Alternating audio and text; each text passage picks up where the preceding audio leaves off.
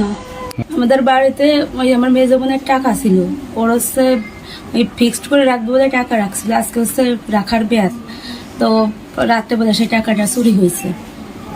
তোর ওই জালনা কেটে, পিছনে জালনা কেটে ওখান থেকে ঢুকছে। তারপরে ডয়ারে তো তালা মারছিল, ডয়ারটার তালা ভেঙে টাকাটা নিয়ে গেছে।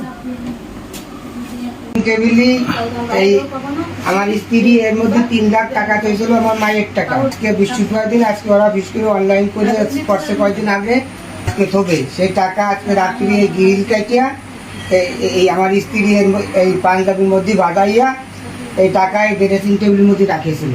রাত্রি এই টাকা অনুমান রাত 2টা বাজে সেখানে। সেই সময় আমি ঠিক পাই যে একটা পড়লো, আমি বললাম যে ও বললো যে বিলেই পড়ছে। সকালবেলা আমরা উঠে দেখি যে আমাকে গ্রিল জানলা কাটা আর টাকা নেই।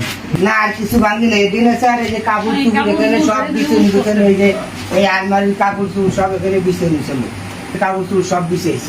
টাকাগুলো ঘরে আনি রাখছি, মেয়েদের একটা অ্যাকাউন্ট করছে, সরের কাছে পিস করে রাখিয়ে দেবে। আজ বৃহস্পতিবার, আজ আমরা টাকাগুলো রাখবো।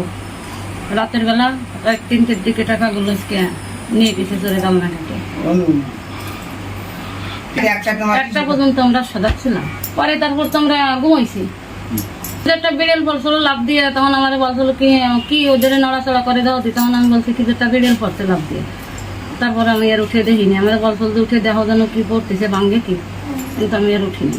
সকালবেলা উঠিয়া এই চেয়ারগুলো ছিল এই ফাঁসে কাছানো, আমি দেখি চেয়ারগুলো এই জায়গা, তখন চেয়ার ছিল এই ফাঁসে কাছানো, চেয়ারই জায়গা ছিল। তখন আর কি আমি ভিতরে ঢুকছি, তখন লুই দেখি ভাঙ্গা খোলা, তখন আর কি আমি কান্দে দিছি।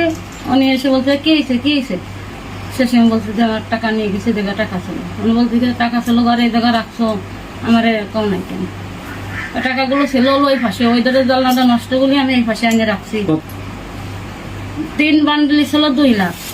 আর আমি বিমা অফিসে চাকরি করি, কালকে আবার বিমার টাকা দিয়েছে, ওই টাকা কম রয়েছে বলে ওই টাকা আমি নিই নাই, ওই টাকা ওই জায়গা রাখা রয়েছে। তাতে প্রায় 3 লাখের মতো হয়ে যাবে। 3 লাখ না 3.5 লাখ, 2,75,000 70,000 হবে আর কি।